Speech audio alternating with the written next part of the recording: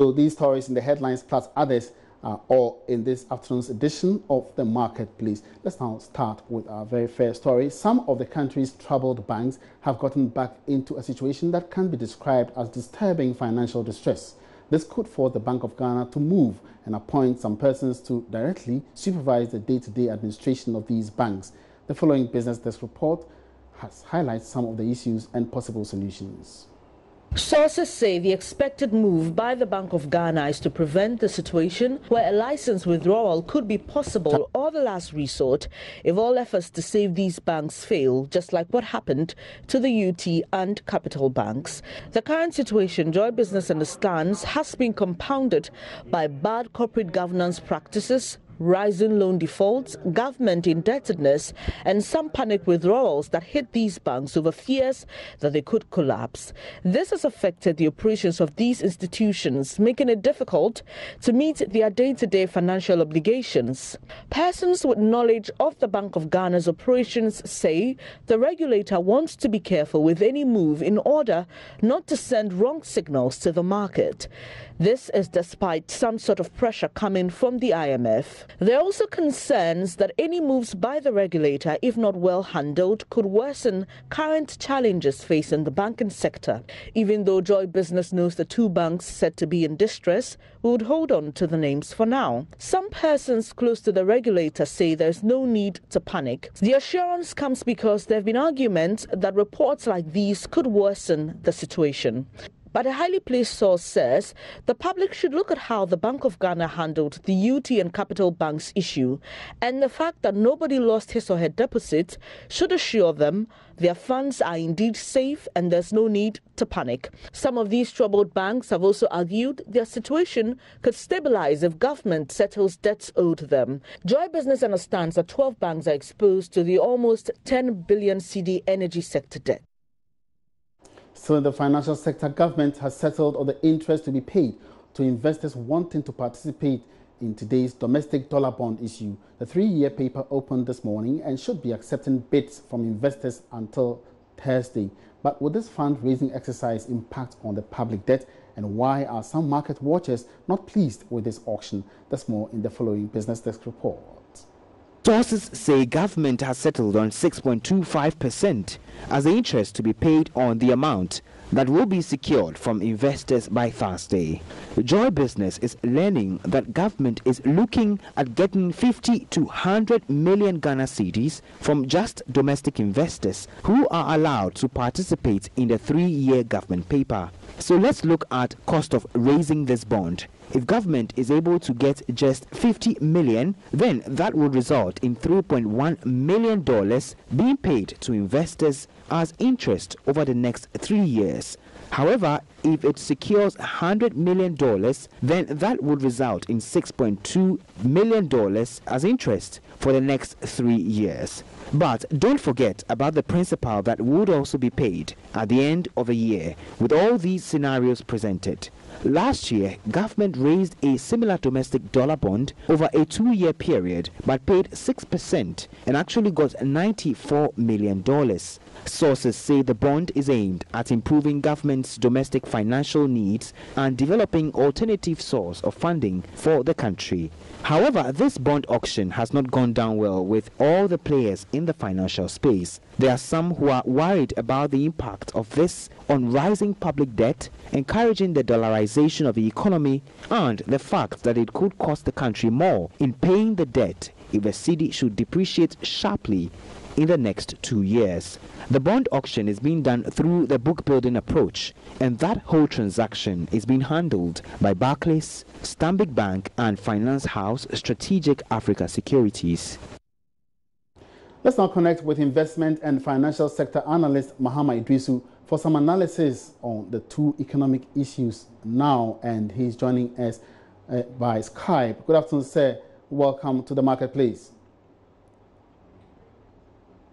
All right, so I'm told we don't have him now on Skype. We'll certainly try and connect with him as the program unfolds. Now, away from this, Ghana has been selected among 4 other countries in sub-Saharan Africa to benefit from new packages to boost customer protection in the financial market.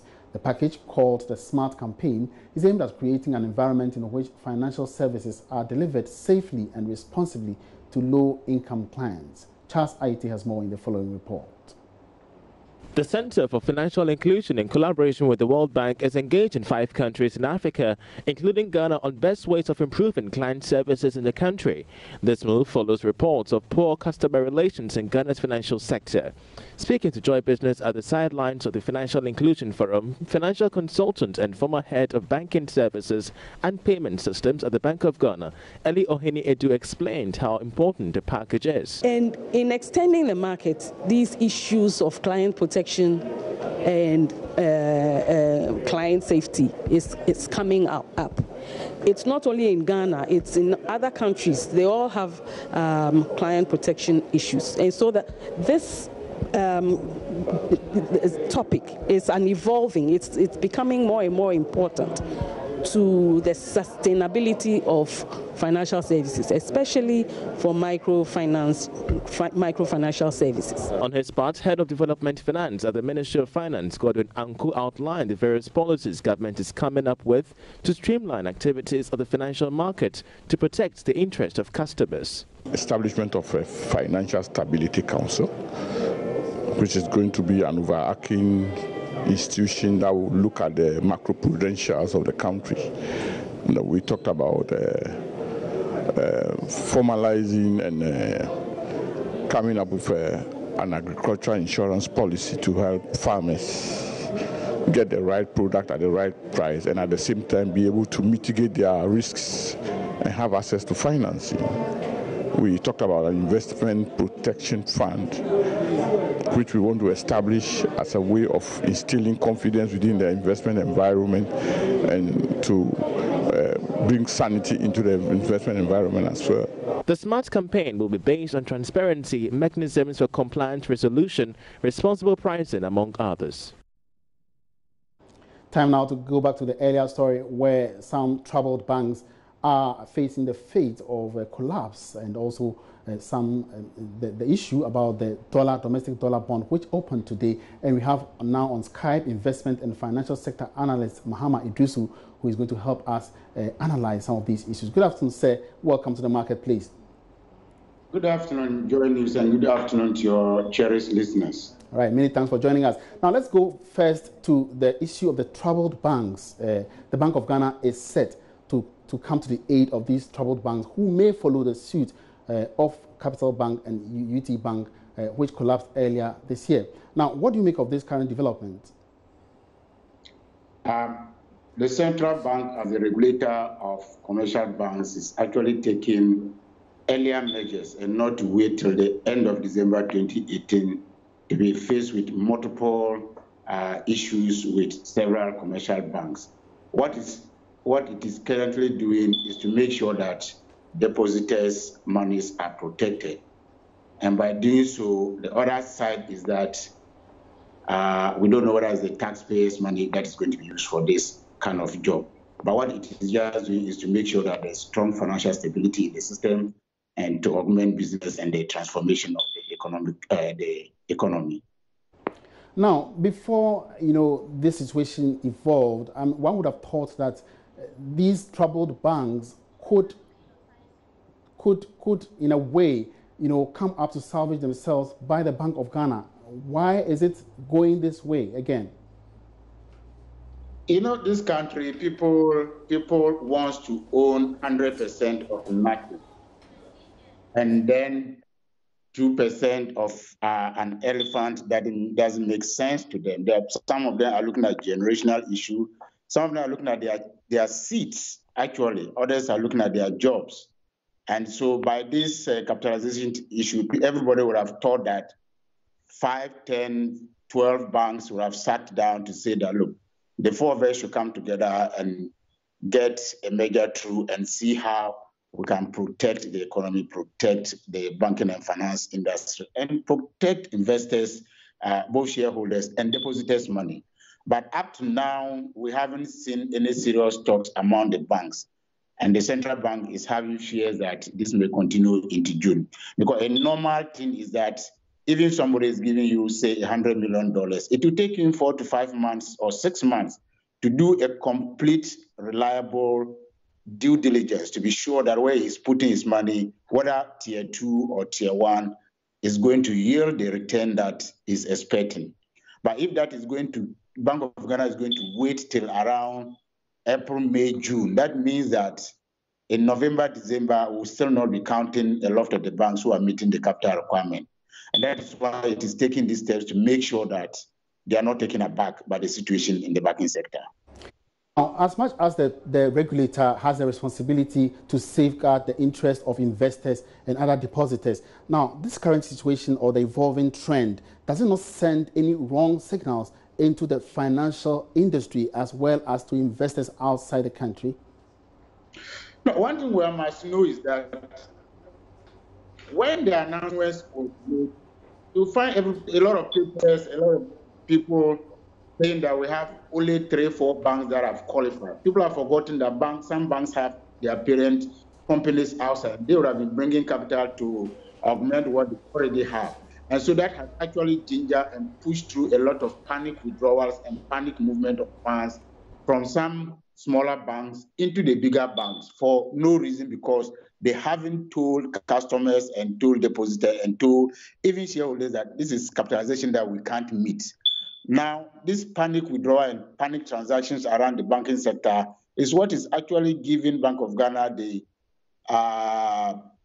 signal that or perceived trouble in these various banks that they are now looking to help. I have seen a lot of banks who are looking for funding, either tier 1 or tier 2, all around, including lower financial services. So, like, the capitalization issue has become a general thing across all businesses in the banking, investment, and finance sector. And so, this does not send actually our signal. Tell foreign investors, the central bank actually publicly try what funding to up their capital in order to meet capital. Best okay. For the country, but it also tells investors outside that it is time for them to come and invest in the banking sector. The most important problem is that people don't want to shareholders and so and don't want to pay what is often the problem. All right, now, Mr. Idrisu, is it this situation not affecting the indigenization of the financial sector by helping, local banks to thrive and rather replacing them with foreign banks? This is not a threat to the industry in any way. For me as a person, it's a worry to me because it indirectly tells me and you that we are killing local initiative to go into the banking sector at the higher level. One would have thought that Bank of Ghana would have looked at other ways of trying to strengthen and bring stability to the banking sector. But one would also say that they also have other commitments to meet with international financial institutions, like the IMF and all those things. And looking at the way and the level non-performing assets are going, where banks are mostly lending because of collateral, instead of looking at the capacity of the borrower to pay. It behoves on the Bank of Ghana to make sure that these things are streamlined. In order to do that, they have come up with this short deadline for capitalization. Rural community banks are complaining, savings and loans companies are complaining, microfinance companies are complaining, and commercial banks are always complaining. If you look at the total capitalization issue in Ghana, it needs a lot of thinking through to make sure that we don't kill all the local initiative in banking industry. Right. If you ask me, by the time this capitalization is ended, if you still stick to the processes and procedures and regulations that we are putting together to make sure that they meet their capital requirement, by the end of 2018, we'll probably have 2-3 local banks. Well, interesting. But beyond this capitalization measure by the central bank, what should the regulator be doing now beyond that? Because I believe that in some years to come, there could be another capitalization situation here. So what should the Bank of Ghana be doing? If we are talking about what they should be doing in this capitalization issue, for me, I think that instead of going back to help some of the banks to restructure and giving them additional cash to be able to meet panic withdrawal, I think that the Bank of Ghana should take initiative, even though the IMF and other foreign regulatory banking organizations may think that is a bad move for the central bank to get involved in capitalization of some of the local banks. I also will say that the local banks must also give leeway for shareholding, for restructuring, for better corporate governance and better human capital to be able to say that if we have this money, we'll be able to meet the return that Bank of Ghana is looking for and to come up with the capitalization in 2-3 years. If Bank of Ghana is not getting this kind of vibe, what it will just do is to just apply the regulation and the powers that they have, and that is what is going to lead to reducing the banking organizations down to a smaller amount, but we may not have enough local banks that understand our local peculiar issues of business transactions. Well said, but quickly, I would like to have your thoughts on the domestic dollar bond, which opened today, and the fact that earlier the energy sector bond, government found it quite a problem to raise the fund. Don't you think that there's kind of a fatigue on investors following right after the energy bond, which was not too encouraging? I don't see fatigue in investments across the world. Capital will move to where there is return that will meet investors' expectation. Like I heard somebody mention, if the CD denominated bond that just ended had a return of 22, 23, 24, 25, government would have to return, or ISLA would have to return some investors' monies to them because there will be an oversubscription. Okay.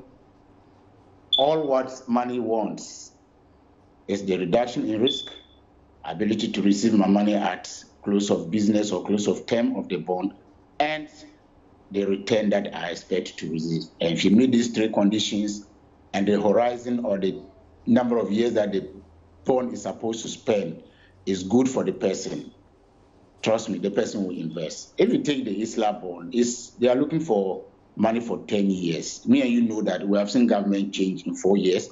We have seen government change in 8 years. We may probably be seeing government change in 12 years. And this bond is going above that level of years. And we are looking at probably a partisan board representation on the ISLA board. Okay. Everybody knows that even heads of civil service vacate their seats when government change. So definitely the board will change, and that will affect corporate governance going above 8 years or 4 years. And when this happens, people have fears that their monies will be at risk, and these are some of the things we should have addressed. Having said that, okay, I can say that this local dollar bond will meet the necessary amount that government is looking for. Now, Mr. Lasson, some people also are worried that this situation is rather leading into the dollarization of the economy, so to speak. Now, what's your take on that? Let's remember that at a certain level of balance in a bank, a dollar doesn't earn anything. People should be aware of that. I don't know now. It used to be 50,000.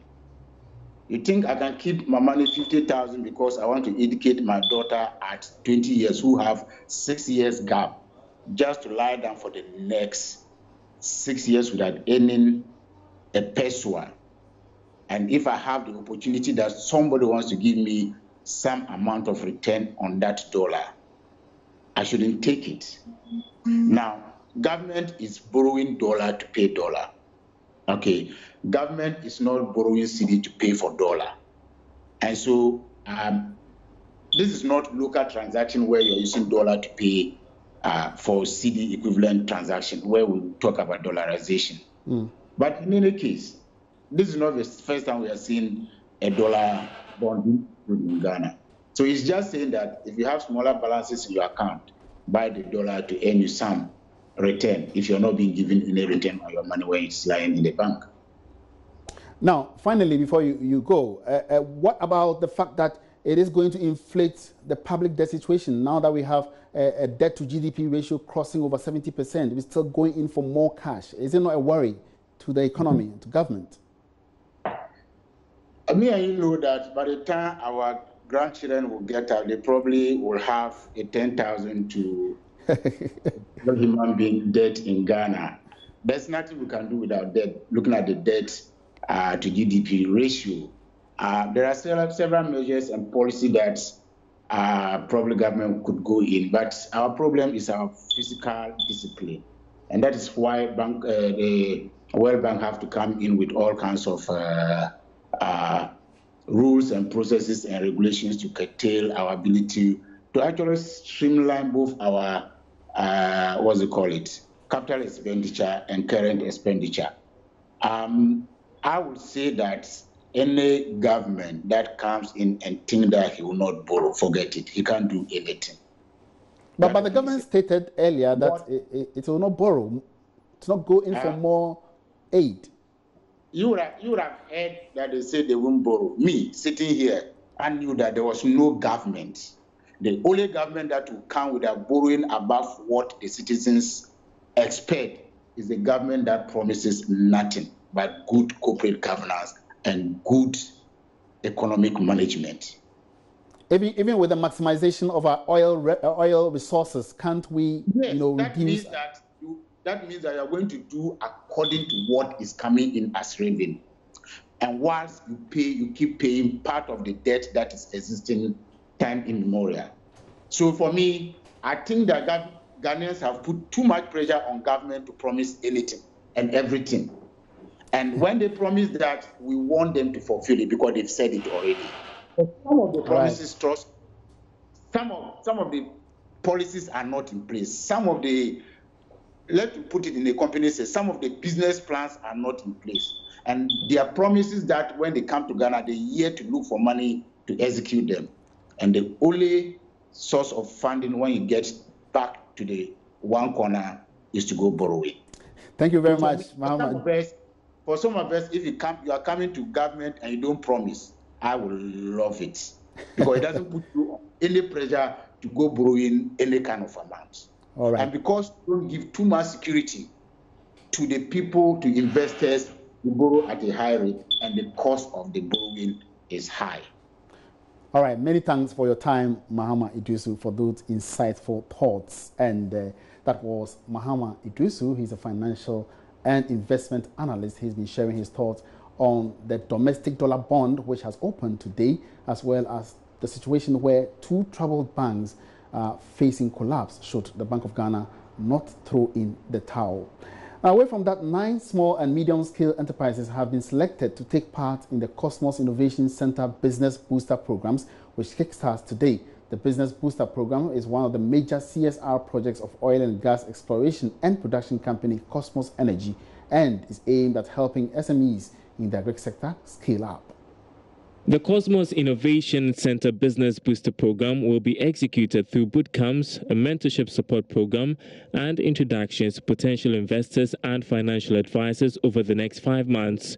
The program will also focus on selecting and working with Ghanaian agribusiness ventures to validate and refine their business models, prepare the companies for future growth prospects, and enhance access to capital to build their businesses.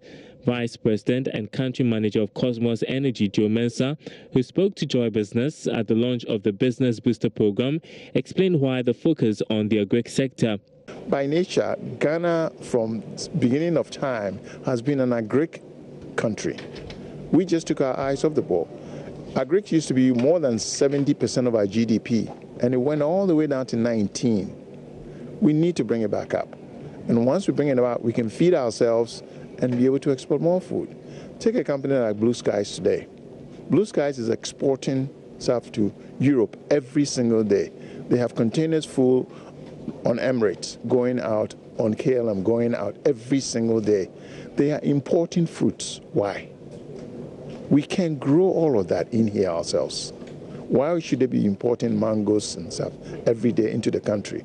It's unacceptable because we have the fertile land, we have the sunshine, we have the rain. What else do we need? It's just the discipline and the know-how to make it happen. Over 170 applications were received, out of which 30 were shortlisted for interviews, with 9 companies ultimately getting the nod to join the new program.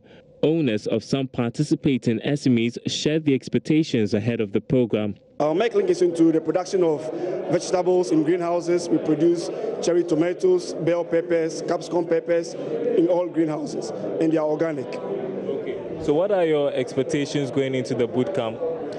My expectation going to the boot camp is to equip me to learn, be able to redefine my business model, and also ensure that I'm able to compete on the global market. And that will be it for this afternoon's edition of The Marketplace. Thank you so much for your company. And of course, do join me again, same time tomorrow. My name is Emmanuel Apuaji. Have a good afternoon.